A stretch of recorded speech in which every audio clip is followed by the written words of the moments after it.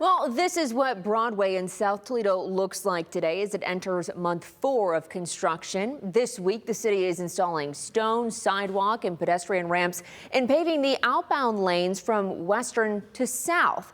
And this is what the street will look like next summer when it's complete. However, not everyone is happy with this rendering that the city shared. Sophia Pericone spoke to those with concern. She joins us live from Broadway. Sophia, we're talking about cyclists.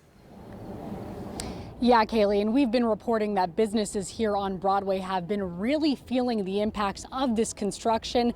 And now cyclists say that new renderings released by the city show possible safety concerns.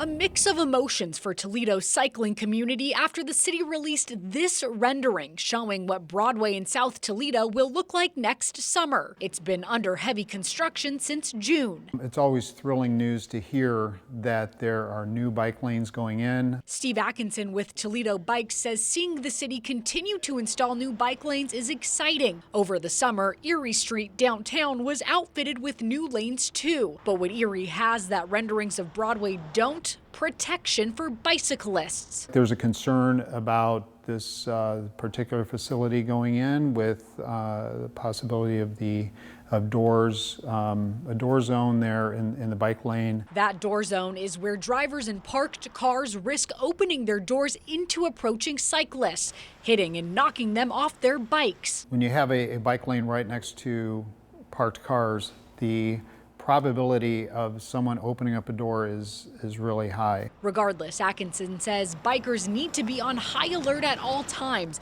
and ensure they're visible to surrounding traffic. Cyclists are encouraged to anticipate this, to stay a certain distance away. It's recommended you stay to the left side of that lane.